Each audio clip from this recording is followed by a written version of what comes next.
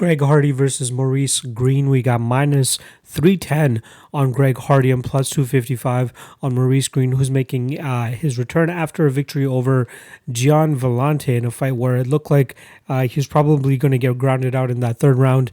But for some reason, like it's funny, most websites don't even have an official choke named for what Maurice Greene was able to pull off against Gian Vellante. If most remember, it was like it's like an arm triangle choke from the bottom from half guard. Probably one of the weirdest ever chokes you've ever seen. But even on Tapology, they have it classified as modified choke from bottom. It's just hilarious. Gian Vellante, before getting wrapped up in that choke, was going ham on Maurice Greene. You know, he dropped him with a beautiful shot, and then from on top was trying to land the finishing blows. Wasn't able to really put Maurice Greene out, and then going into that choke, he was just completely exhausted and gassed.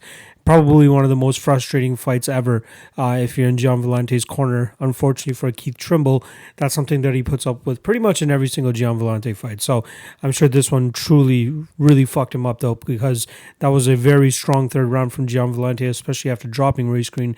But unfortunately, exhaustion got the best of him, and he tapped out to probably one of the pussiest chokes I've ever seen in my life.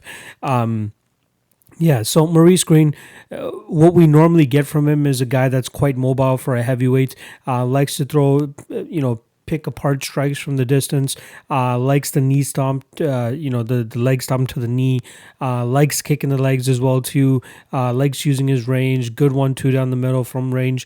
But one thing that does seem to really bite him in the butt is that that extended pace eventually starts to catch up with him. Obviously, the Jeff Hughes fight, that was a fight that he went out there and won and outpaced Jeff Hughes. Junior Albini finished him in the first round. Sergey Pavlovich rocked him, hurt him, dropped him, and eventually pounded him out. Alexei Oleinik obviously pulls off the armbar, but then Gian Vellante, that was a fight where he had some success from the outside with landing on Gian Vellante, but Vellante was just, slow, plodding, completely out of shape. That's something that we need to definitely address in that fight. But Maurice Greene was still having trouble in terms of really putting Gian Vellante away until, Gian Vellante just put himself away by exhausting himself trying to put away Maurice Greene. But this is an intriguing fight for Greg Hardy. He's dealing with a guy that likes to deal with a little bit of output, but I think he's going to have some trouble once he really starts to eat the leg kicks of Greg Hardy. We did see a little bit of an evolution from Greg Hardy's game once that Ben Sassoli fight started to come into play. That was a fight where I just hammered the under because I truly believe that Greg Hardy was still in that phase of his career where he just thought it was first rounder bust for him. But in that fight, he really turned it around. We saw a solid 3-round performance from him. And say what you want about him taking his puffer in between rounds, I don't think it truly helped him that much. But regardless, he still went out there and put on a solid 3-round clinic, kicking the leg of Ben Sassoli and then letting his hands go every now and then, damaging Ben Sassoli, pretty well. What was the last fight? Yorgan De Castro, or actually, let's touch on the Volkov fight a little bit. That was a fight where he actually broke his hand, I believe it was. So he was pretty much rendered useless in his right hand. So his left hand was pretty much doing all of the work. But when you're going up against a high-level fighter like Alexander Volkov, that's just not going to be enough. The skill discrepancy was too much. Volkov did a good job of keeping the distance, using his leg kicks, and really touching up Greg Hardy. So that was really difficult.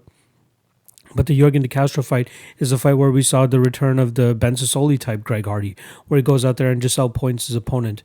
De Castro did solid in that first round, landing some solid leg kicks, but after that it seemed like there was a check that Greg Hardy was able to complete, which hurt Yorgan De Castro's foot, which really rendered him immobile for the remainder of the fight, which allowed Greg Hardy to go out there, get his kicks off, get his punches off, and do solid enough work from the outside to take the decision victory there. Now here against Maurice Greene, I feel like he's in a little bit of a battle in terms of the output. He's gonna have to pick it up slightly more, and I'm not sure if that's something that his cardio will truly be able to handle here. But then again, I don't truly believe in the cardio of Maurice Greene either. I can absolutely see Greg Hardy going out there and landing a beautiful shot to drop Maurice Greene and then maybe finish off with the ground and pound. But that's truly if Greg Hardy wants to go that route of things. And personally, I think that's the best route for him. Like if he goes out there and just tries to wipe Maurice Greene, more likely than not, he's going to catch Greene, he's going to put him down, and he's going to be able to TKO him. I think, however, that he's going to continue with this decision-like performance, trying to maintain a solid cardio for 15 minutes. And it could get closer than most think. If Maurice Greene just continues to stay out there, landing a jab, landing a push kick, landing a, just teeps to the leg, it could add up to the judges' scorecards. But I truly think it's going to be, output versus, slightly less output, but with higher power from Greg Hardy. And that's where I think that's really going to turn, because we'll see the solid leg kicks of Greg Hardy really chip away at what Maurice Greene is having. Vellante had a lot of success with chopping away at the legs of Maurice Greene, and that's what eventually led to him opening up the head and dropping him. But, one another thing to really take into consideration here is Maurice Greene apparently moved to Albuquerque, New Mexico now, full time. That's something that he said that he wanted to do after the Gian Vellante fight. And you know what? Let's just quickly look over at the Instagram if that's exactly what he ended up doing, because that would have been a really good spot for him to do. So what do we got here? He's another crucial part of camp. Thanks, Garrett from Legion Iron Gym. Where's Legion Iron Gym? Let's see where these guys are. Albuquerque, New Mexico. So it looks like he's truly gone out there and officially moved to Albuquerque to do some solid work over there. So it looks like he's trying to put on a little bit of muscle going over there at Legion Iron Gym. Obviously working with those guys at Jackson Wink. It looks like we got, who are some of the names here? We got Juan Adams in the gym. We got let's see who he tagged. This picture was from about 2 days ago. We got some of these guys I can kind of recognize, but I just can't really see. Chad Inspire, I'm not sure entirely who that is. Looks like he was working with Carlos Condit. Coach Wink is obviously there too. Dontel Mays is there doing work. Like I said, Juan Adams. The Blessing 90. So this guy's 1-0. Kind of looks like OSP, which is kind of tripping me out. That's why I'm like, this guy looks like somebody that I'm familiar with. But yeah, so Maurice Greene has definitely obviously been doing work over there at Jackson Wink, which is good for him. But yeah, I still truly like Greg Hardy here. I think it's going to come down to the power eventually, and I think he could actually knock him out here too. That's definitely something that he could do. Do I feel comfortable laying chalk on Greg Hardy though at minus 310? Probably not. Not right now. Like, again, as bad as Maurice Greene is, I'm not 100% sure if that's the spot for Greg Hardy, and that's the spot for me. You know what I mean? I think he wins. I think he gets it done.